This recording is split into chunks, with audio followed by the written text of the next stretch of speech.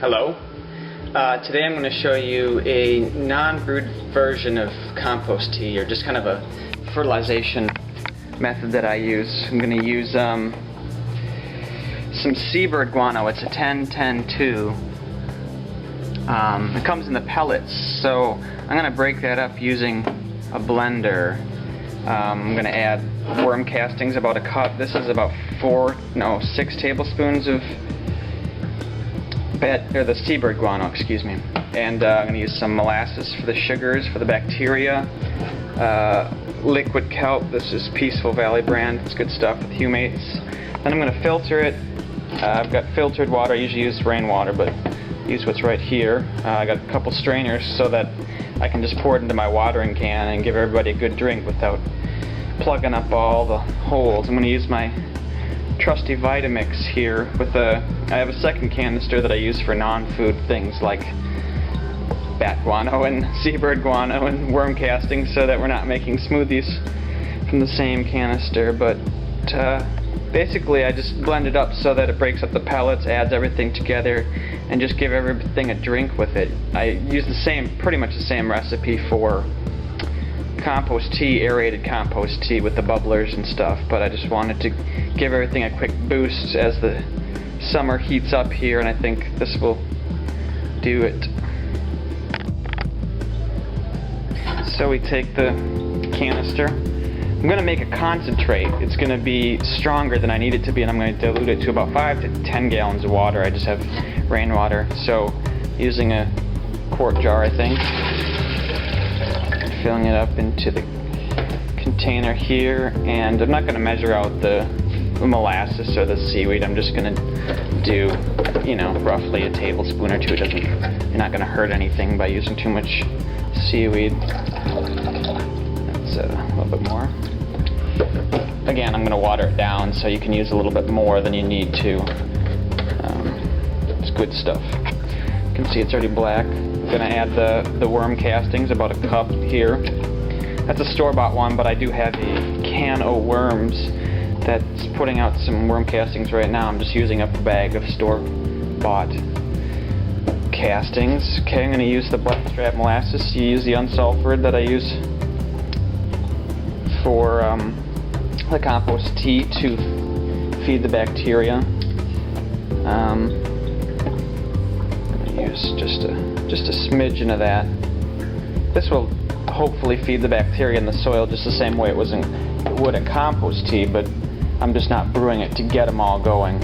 I have read the teeming with microbes, and I think his name is Bruce Dooley, the other guy that's way into compost tea, and watched other videos and made a bunch of batches. So here's my half cup of I think it's Peruvian seabird guano.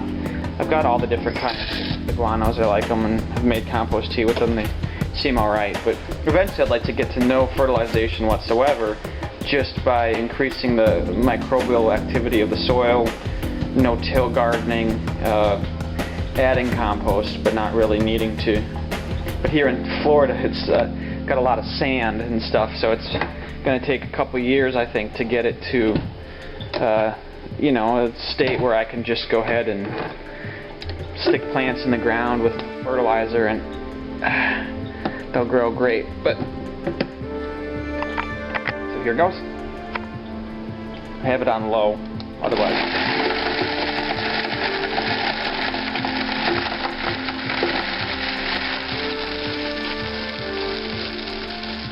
So I just blended it for 45 seconds or a minute until everything is smooth by increasing the speed. I don't really want to get it too hot by blending it for too long, cooking it. Then I'm going to strain it through, this is a nut milk bag, they call it, for almond milk, and 2 strainers just so that it doesn't clog up the watering can, like I said earlier. So just put this on first here. And I think it frothed up, so it's going to take up more than that can, but I've got a 5-gallon bucket that I'm going to stick it in outside. More than this jar, sorry. So I'm going to forget the whole straining thing. I knocked it over and showing you how messy this idea was, so don't try that, I guess. It's too frothy, so I'm going to just pour it in this bag. the strainer bag and then either steep it in the bucket for a little bit, stir it around, or just squeeze it out with my hands because I love touching seabird poop. So that was like 100% better idea right there. I'm just gonna strain it out by spinning it around and squeezing it, and you can see the concentrate's gooey, and I'm just gonna add rainwater to this to dilute it and then spread it around the plants. That smells delicious too.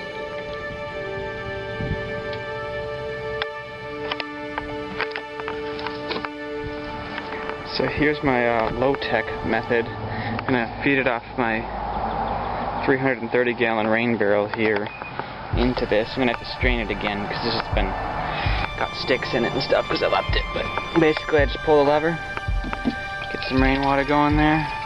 Then I'm gonna mix the seabird guano, and wonderful, a great foaming action. So then I'm going to just strain it with a pitcher of Montgomery Ward's pitcher into the watering can, and then basically just walk it over to the garden over there, feed everything that I can get my hands on.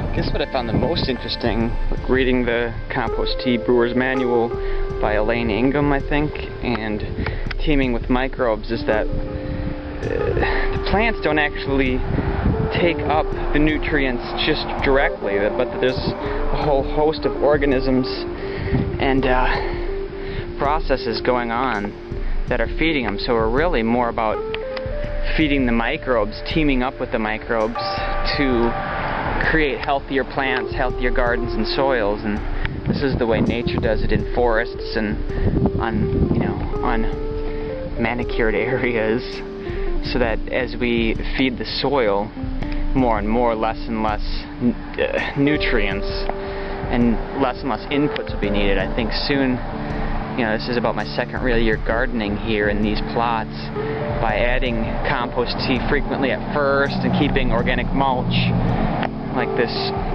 coastal hay over this newly planted okra here, you're really increasing the chances of and hospitality of the environment for microorganisms and worms and all kinds of bacteria and fungi that really thrive and actually feed the plants more than just giving them some nutrients and thinking they're absorbing that directly.